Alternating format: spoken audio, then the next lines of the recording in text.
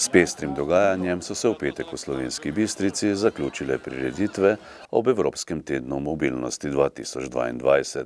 Več o letošnjem dogajanju je povedal direktor Razvojno-informacijskega centra Slovenska Bistrica Tomaž Repnik. Namen tudi letošnje izvedbe Evropskega tedna mobilnosti praktično ostaja nespremenjen kot vsako leto doslej. To je lokalno prebivalstvo obvestiti, ne nazadnje osvestiti o pomembnosti same mobilnosti. Vemo, to je stvar oziroma to so aktivnosti, ki se nam vsakodnevno dogajajo, neke posebne teže jim ne dajemo.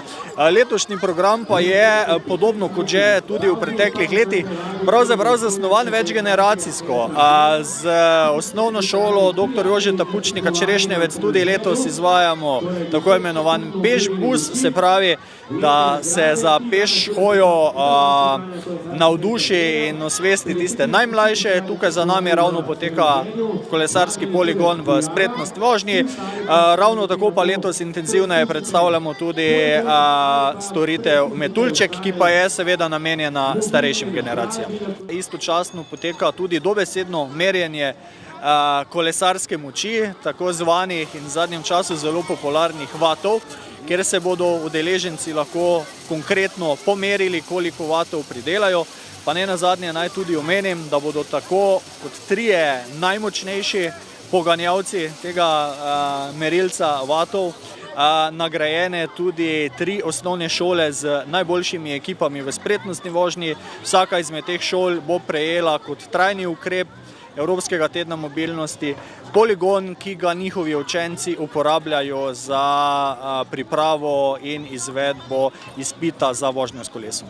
Pri predstavitvi Metuljčka so sodelovali Občina Slovenska Bistrica, Ljudska univerza Slovenska Bistrica, Center za starejše Metulj in RIC Slovenska Bistrica. In kakšne so izkušnje prostovoljke Majde Vrečnak, ki že od začetka opravlja brezplačne prevoze za starejše občane.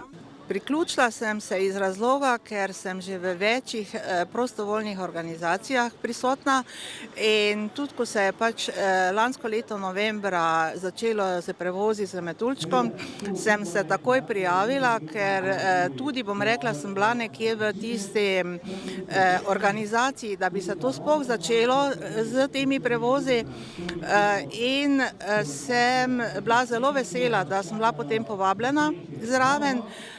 Bom pa rekla, to upravljam zelo rada vozim starejše, jim pomagam.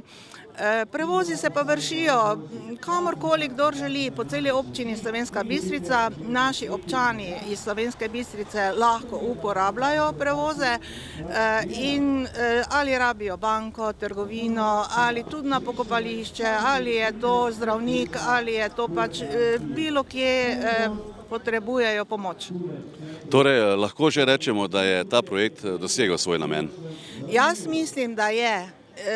Celo opažamo vozniki, da nas je premalo in da bi bilo fajn, če bi se priključilo več voznikov in pa seveda tudi verjetno bi še potrebovali kakšen avto, ker bi bilo še več prevozov.